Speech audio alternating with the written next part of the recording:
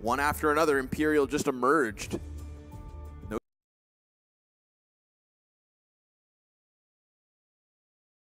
trade frags, no successful flashbangs, not able to disrupt the bomb plant nor get any retake.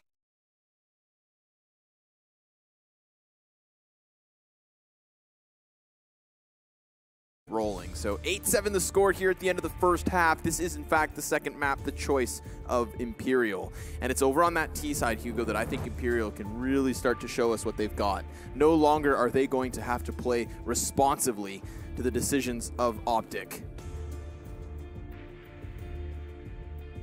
However, I would say 7 rounds on the T side for OpTic is definitely good enough to take a victory here, assuming they can get pistol, but only taken 1 out of 3 of the pistols played so far in this series. We've already seen how effective Imperial can be on these exact rounds, so there's that to worry about if you are OpTic. Let's hope they have something up their sleeve here, because Imperial certainly are still in the lead for now. Confident on this second half as well. I'm really excited to see just Esperanto on this T side. He's such a nuisance in the connector on this map. Yeah, connector, palace. I think Esperanto working towards that A bomb site is something to be very scared of. So we'll see if OpTic can curb their success. It is Cajun B enthusiastically working his way towards top mid, where he will find contact versus Crystal. But now Crystal, he's going to come join forces with his teammates over here towards B. It is the retake setup here from OpTic. They do have that kit on Gade with a smoke to boot. Crystal's utility now on the dirt, and well, so is Snooki. It's Cajun obscuring the push into the bomb site. That's going to slow down the plant on top of it. Crystal removed from connector now all of a sudden starts to really unravel this pistol. Oh, that's a nice double peek though, but somehow OpTic get out ahead of it. Only Tensky left up now in the 1v4, and he's just going to get silenced. Cajun B, 3 kills on 20 points of health. Absolutely fantastic work from him. Just able to hold on to short, lock down the flank, kill the first man into the bomb site, and even finish off the job. Clean as can be, OpTic are going to take their second pistol of this map.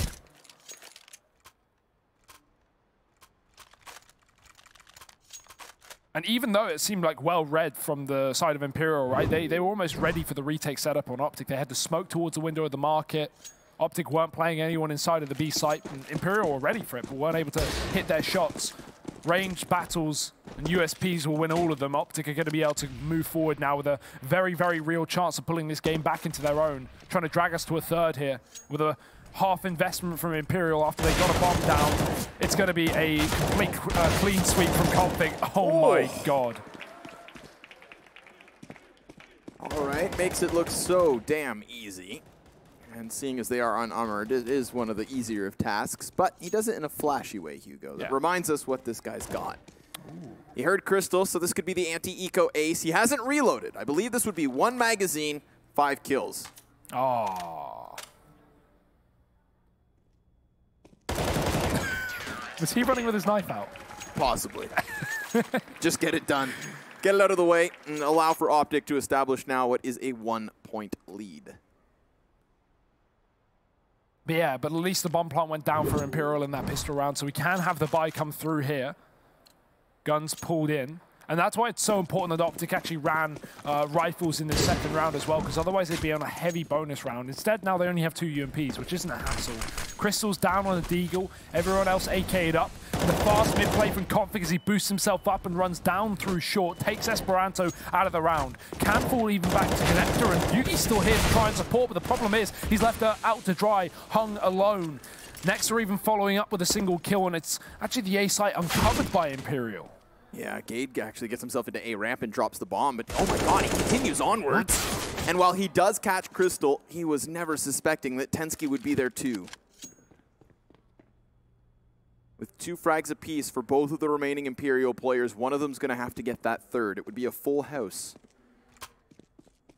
And now that Snappy's got his paws on an AK, he is that much more deadly, but just nearly gets a chance to take down Tensky, who will go for the safer plant. So no way Snappy can stop it. He's going to have to go for the real retake, but he does have the kit. And he also has the element of surprise. The timing could play into his hand here. Always spotted and seen, but still able to win the first duel. Smoke down towards CT, crosses, and he knows he could just stick this. Nexa needs to find a way to get him off the bomb, but it's not going to happen. No! Snappy sticks the defuse. The reason that setup was actually okay from Imperial, despite the awkward post plant, is the fact that you could see Snappy was checking towards CT spawn. He had no idea that last player was inside of the jungle, just because of how badly the bomb was planted. So even though, you know, the element of surprise is in the hand of Imperial, and that should surely be his kill, Snappy avoids the bullets, gets on the bomb, and wins the round for OpTic. That is a massive kick in the teeth for Imperial. And while they are still able to buy up for one more round, OpTic are going to have everything they need, the objects of their desires. 2 AWPs, full utility, kits on everyone. Imperial, got to be very careful here, because this is where the game could start to slip out of their control. Config wants these gunfights in middle, and the flashbang allows for him to do exactly that. He sweeps away Tensky. Or Esperanto, excuse me. Tensky falls elsewhere. So it's still the man advantage, despite the middle kills being traded. What a quick shot from Cajun. Spicy.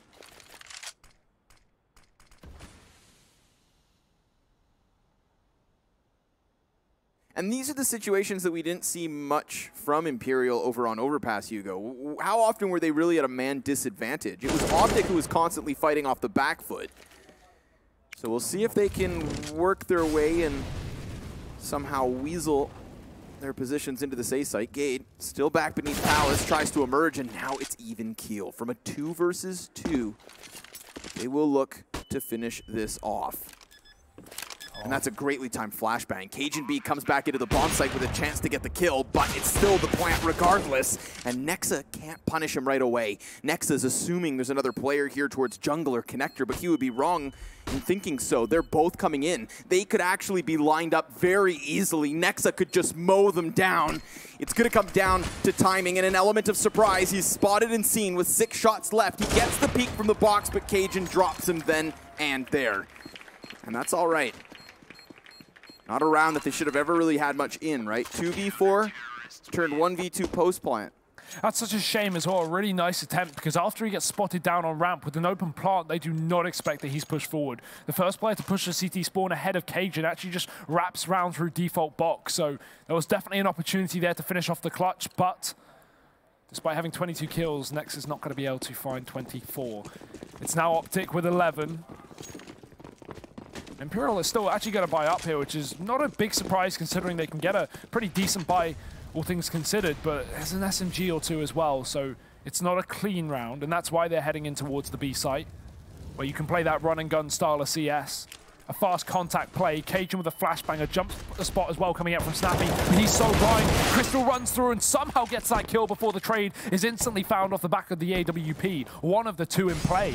Yuki as well holds the angle, and Config waits for no man as he just dives on in, does connect the spray. As the bomb goes down, so does Config, but still OpTic hold that man advantage, and Imperial are going to be tasked now with getting aggressive and trying to draw this one back. Nuki unsuccessful, so it's left on the shoulders of Tensky in the 1v3. With 2 AWPs and plenty of grenades, OpTic can still make this retake happen. Tensky has no utility to play off of, but his position's still unknown. There's the sweep out from the market. He will get himself the first, and he gets his hands on the M4, but there's 6 bullets left, so the reload needed, and it's in. The tap is a fake, the spray connects, but it's not the diffuser, and there is still just enough time. OpTic with another retake and another round on the board. Man, these heartbreaking clutch moments for Imperial are the only things that are keeping OpTic just ahead of this game. Coming down to the wire, Imperial somehow, round after round, managing to pull back these man disadvantages, but still can't close them out. OpTic, just the better team here on Mirage. And this is the map pick of Imperial as well, so if this were to go the way of OpTic, it would be split maps in this grand final. Not something you see every day. But we did already question the vetoes coming into this game, as we always do. Nothing ever goes to plan, and Imperial are learning that the hard way with only 8 rounds to 12. Another pause coming through.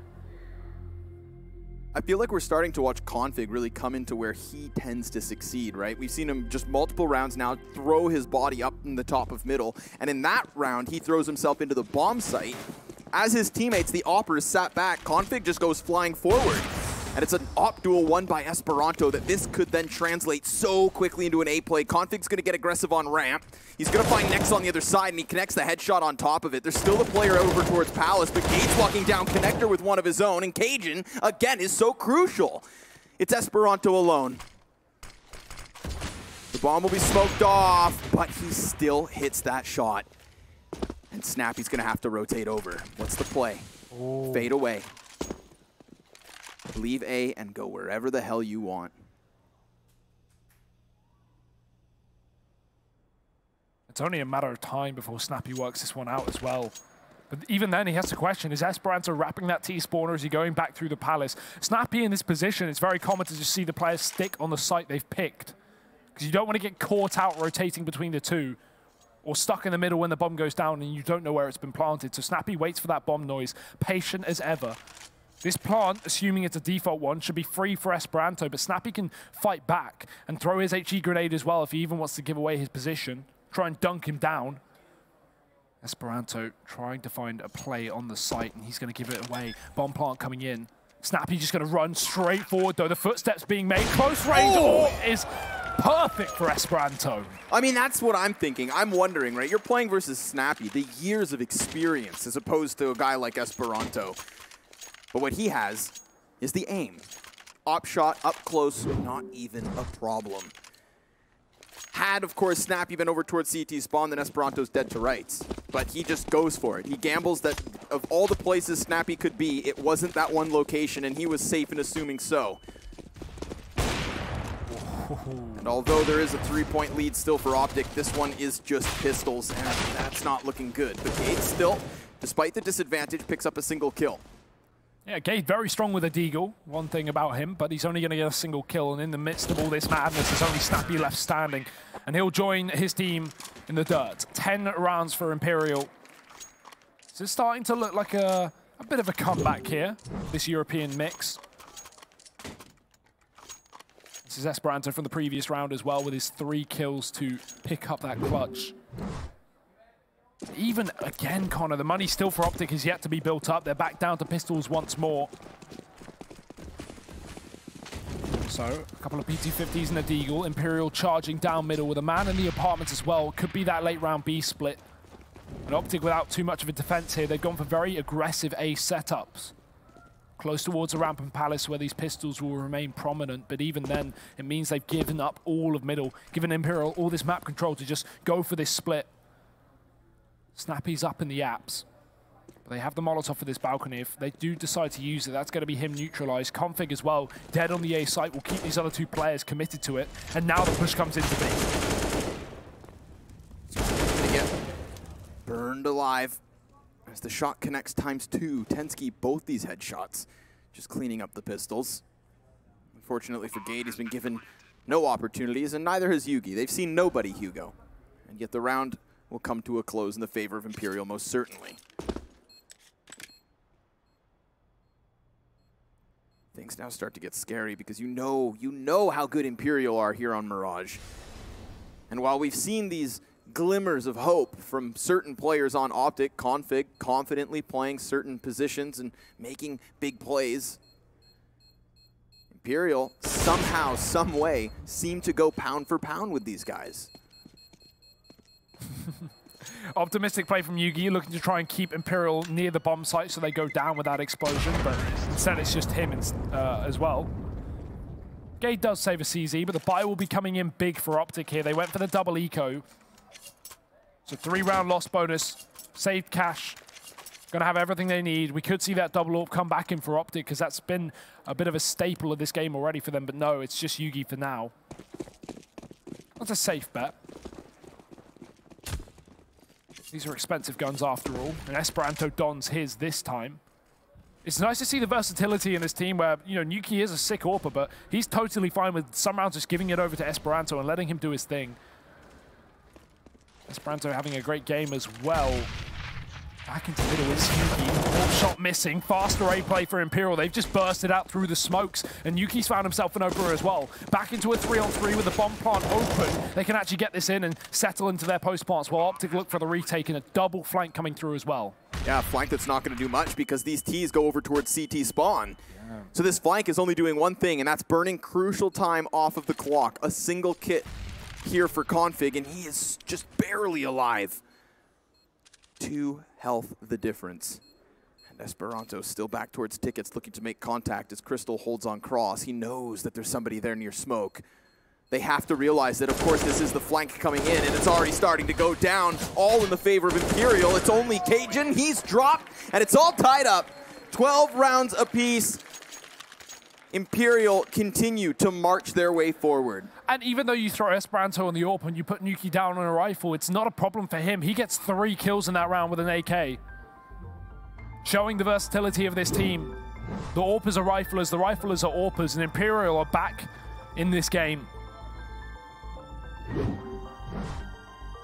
OpTic definitely going to be feeling the pressure here. Only 4 rounds away from a loss in this grand final, in a final that they should have won, at least on paper, Connor, but Imperial have come into this event looking like an absolute storm. A 2-0 in the group stage, straight to the semi-finals where they have no issue up against their opposition, and now it's a similar story. OpTic have definitely put up a fight on this second map, but unless they can find their footing once again with a 4-round streak now for Imperial and pistols in play for the 3rd time this half, things are looking good for the team side.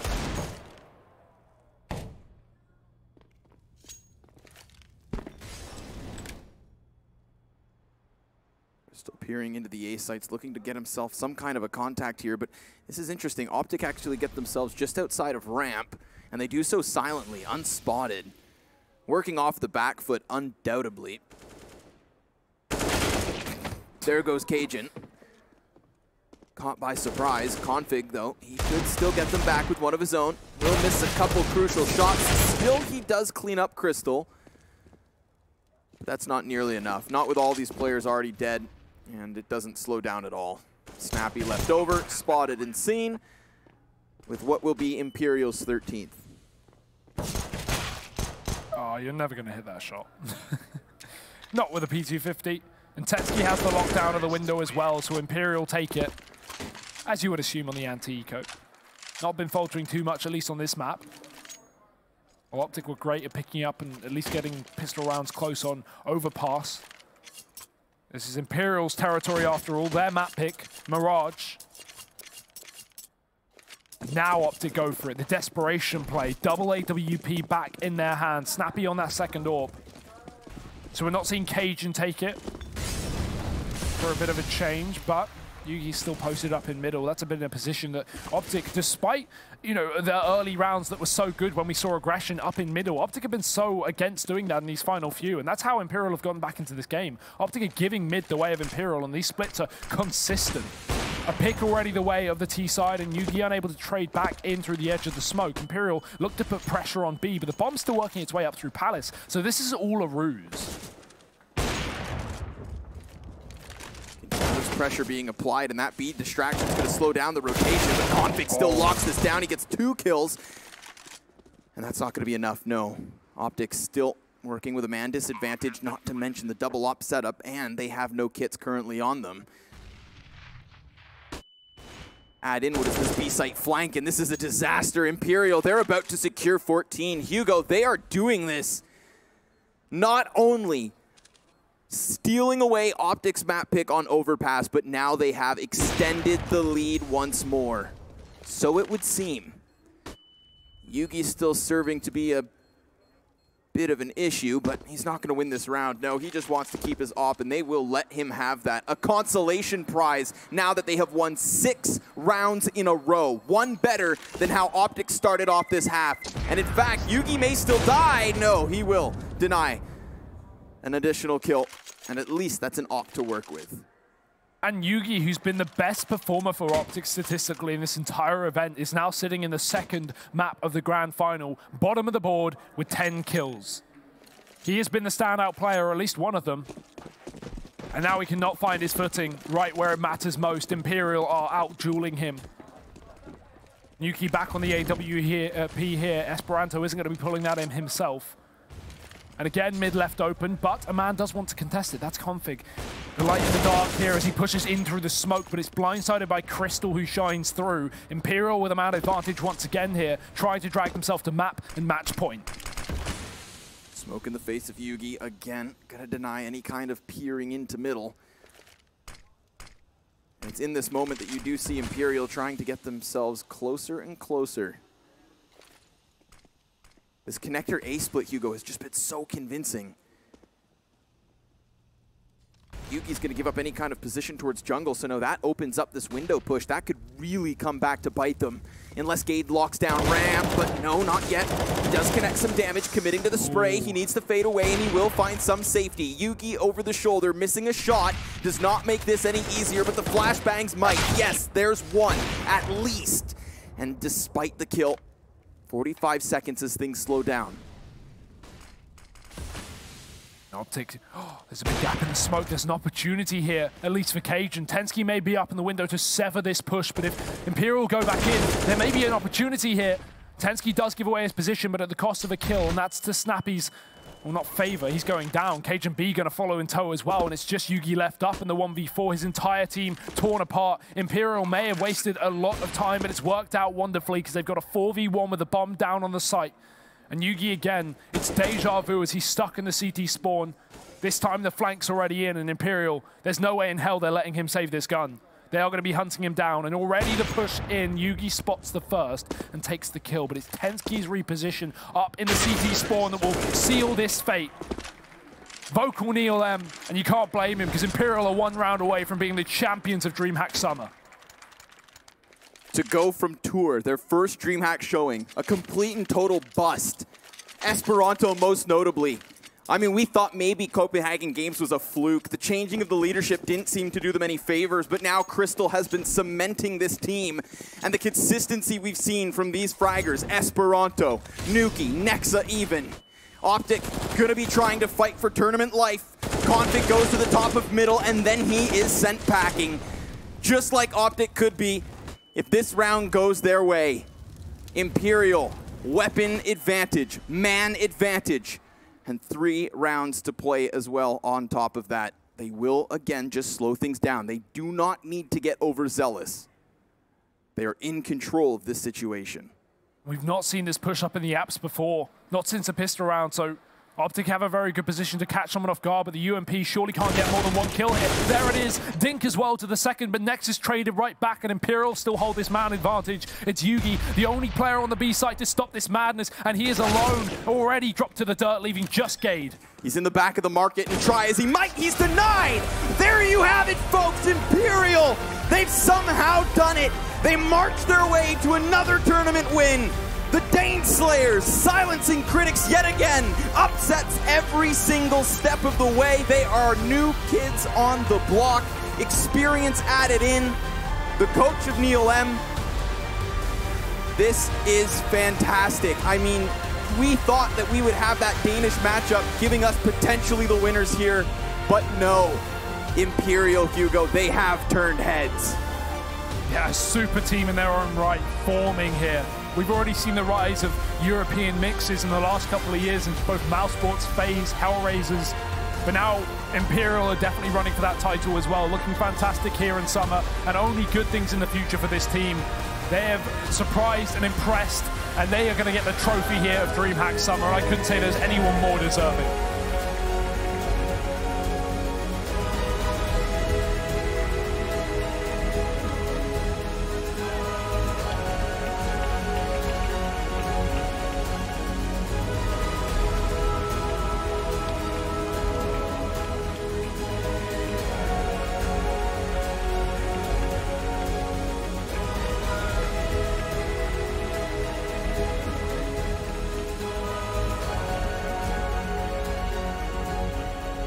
Imperial have done it. They have quite literally beaten the odds. And look how happy they are on stage as they rejoice. Jacob and Dust. This is a team that did not lose one single map throughout the entire tournament. This is not only a win, but a dominant win, and it comes from an underdog, Dust.